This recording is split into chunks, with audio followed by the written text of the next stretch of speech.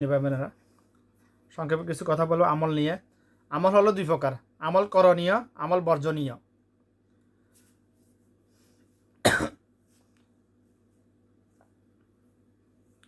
আমল করণীয়, আমল বর্জনীয়।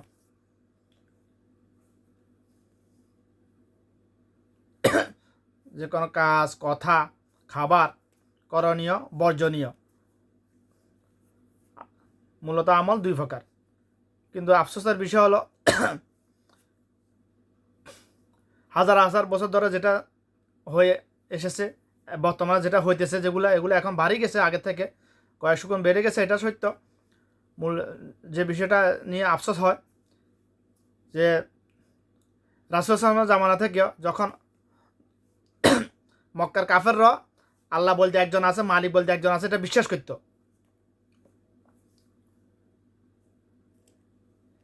কিন্তু আল্লাহ ছাড়া, আল্লাহর সমতুল্য আর কেউ নাই, এটা বিশ্বাস করতো না।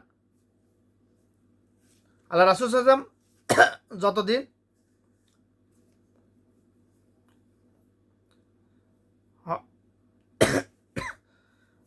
আল্লাহ একতাবাদের দাওয়াত দেয় নাই, ততদিন সবার কাছে মক্কার কাফের মুশরিক সবাই একযোগে তাকে ভালোবাসতো, আলামিন বলে ডাকতো। যখনই এক আল্লাহর একতাবাদের দাওয়াত দেওয়া শুরু করেছে, তখন বলছে পাগল হয়ে গেছে, এ কি বলতেছে, আমরা এতগুলো আল্লাহর পূজা করি, এ বলতে শুধু একজনের পূজা করার জন্য।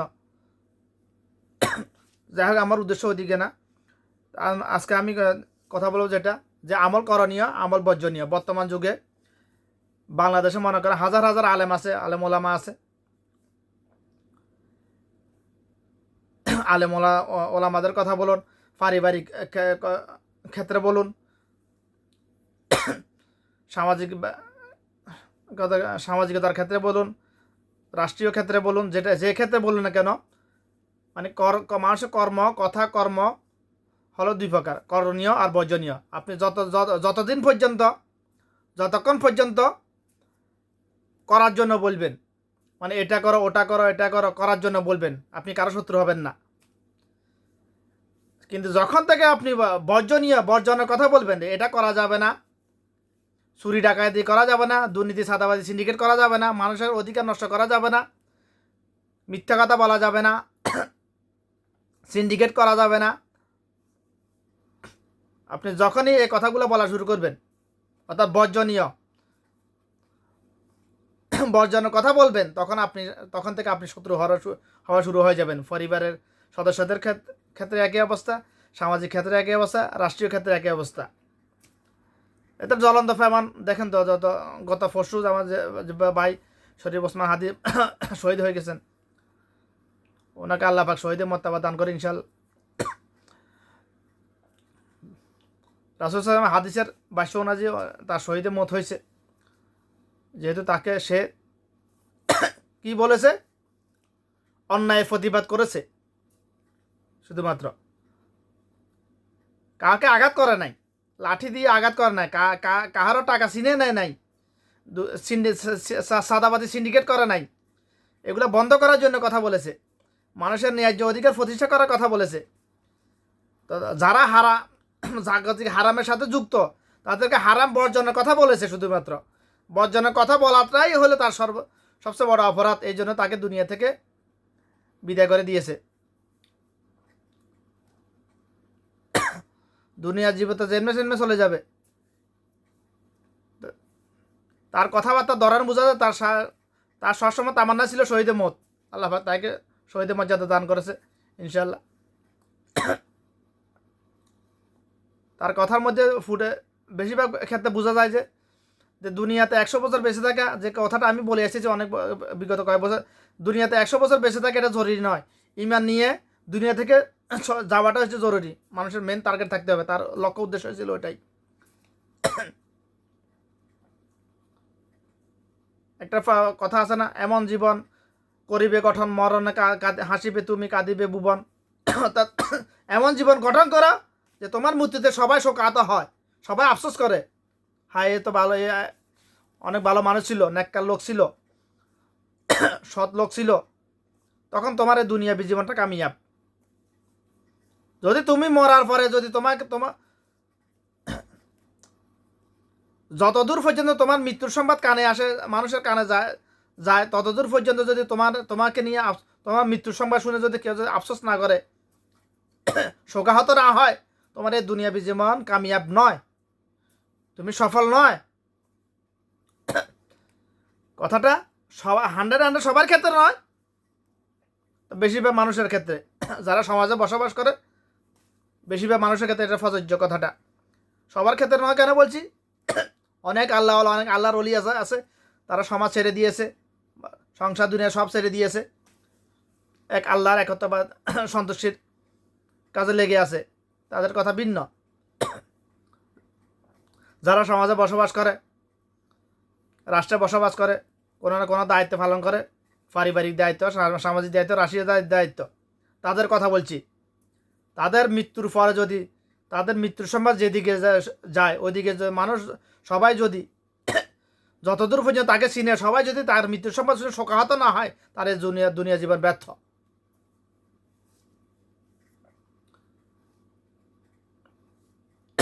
তার মৃত্যুর সংবাদ যতজন শুনে সবাই যদি না এ কথা না বলে, সে লোকটা অনেক ভালো ছিল, লোকটা সৎ লোক ছিল, আল্লাহওয়ালা লোক ছিল, এ কথা যার ব্যাপারে বলবে তার এই দুনিয়ার জীবন সফল। যার ব্যাপারে এই কথাগুলো বলবে না, তার দুনিয়ার জীবনটাই বিফল, ব্যর্থ। কিন্তু আফসোস আফসোস বাংলাদেশের প্র্যাকটিক্যাল বাস্তবতা যেটা দেখতেছি আমি ছোটবেলা জন্মের পর থেকে পর্যন্ত,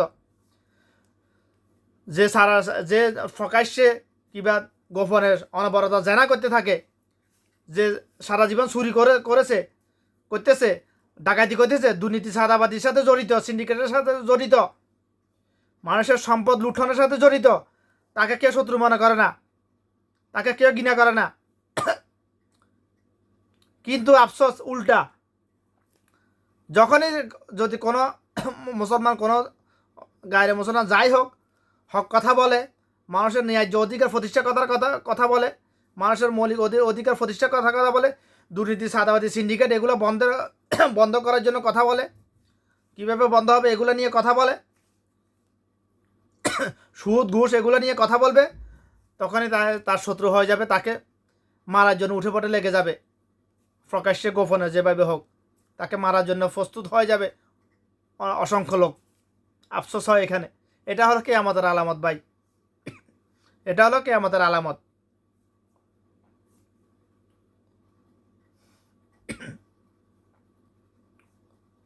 এটাই বাস্তবতা, এটাই হয়ে আসতেছে। তবে আগে কম ছিল, এখন এটা অনবরত বাড়তেছে, বাড়বে বাড়বে বাড়বে। কেন বাড়বে? এগুলো হলো কিয়ামতের আলামত। মানুষের মধ্যে মনুষ্যত্ববোধ হারিয়ে যেতে যেতে যেতে যেতে যখন আর বেঁচে মনুষ্যত্ববোধ থাকবেই না মানুষের মধ্যে, তখন হবে কিয়ামত। মুসলমানের মধ্যে মুনাফিকি ঢুকতে ঢুকতে ঢুকতে যখন মুসলমান খুঁজে পাওয়া যাবে না, তখন হবে কিয়ামত।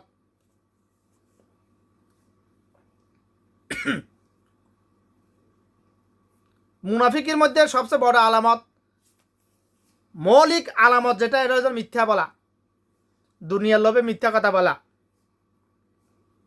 আখিরাতের লোভে আসলে কেউ মিথ্যা কথা বলে না। যে দুনিয়ার যে কোনো কিছুর লোভে মিথ্যা কথা বলে, সেই হলো মুনাফিক।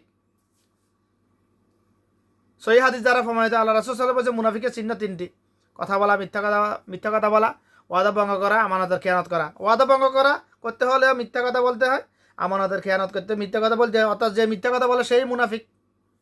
যে দুনিয়ার যে কোনো কিছুর লোভে, সামান্য কিছু টাকার লোভে, কিছু সম্পদের লোভে, একটা জামার লোভে, একটাকে অন্যকে নিজের দোষ অন্য গাড়ে চাপানোর লোভে জন্য মিথ্যা কথা বলে, সেই চূড়ান্ত মুনাফিক। সেই চূড়ান্ত মুনাফিকের জন্য কঠোর আযাব, কঠিন আযাবুন আজিম, কঠিন আযাব অপেক্ষা করতেছে। আল্লাহ বলছেন ইন্নাল মুনাফিকিনা ফি নার জাহান্নাম, নিশ্চয় মুনাফিকের স্থান জাহান্নামের নিম্ন স্তরে। কাফের তো জাহান্নামে যাবে সেটা সত্য কথা, কিন্তু কাফের স্থান কোথায় হবে এটা নির্দিষ্ট স্পেসিফিকভাবে বলা হয় নাই। কাফেরদের কৃতকর্মের উপর ভিত্তি করে একজন এক জাহান্নামে যাবে, লেভেলে যাবে। কিন্তু মুনাফিকের ক্ষেত্রে আল্লাহ পাক সরাসরি ধমক দিয়ে বলেছে নিশ্চয়ই মুনাফিকের স্থান জাহান্নামের নিম্ন স্তরে। আজকে দেখতেছি মুনাফিকের সংখ্যা এত দ্রুত বাড়তেছে ভাই। আজ থেকে 2 বছর আগে বলছি 97,000 মুনাফিক, এখন ওটা বলা যাইতেছে না আর, এখন 1999 জন মুনাফিক হয়ে গেছে।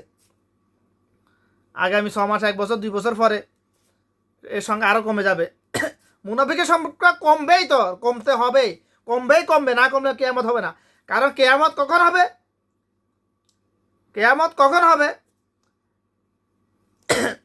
আমি বলতেছিলাম ডাইরেক্ট হাদিসে এভাবে বলছে, মানে কেয়ামতের আলামত নিয়ে, কেয়ামতের বিভিন্ন আলামত এবং মানুষের কৃতকর্মের উপর যতগুলো হাদিস বর্ণিত হয়েছে, সকল হাদিসের সারাংশগুলো যেটা পাওয়া যায়, কেয়ামত কখন হবে এটা মুনাফিকদের কৃতকর্মের উপর নির্ভর করবে।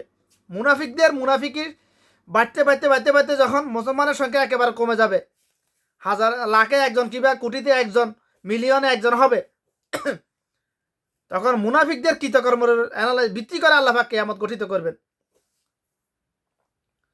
আল্লাহ পাক কেন বলছেন ইন্নাল মুনাফিকিনা ফি নারে জাহান্নাম, নিশ্চয় মুনাফিকের স্থান জাহান্নামের নিম্ন স্তরে? কারণ মুনাফিকের স্বভাব কি? মিথ্যা কথা বলা। আর মিথ্যা কথা বলা কার স্বভাব?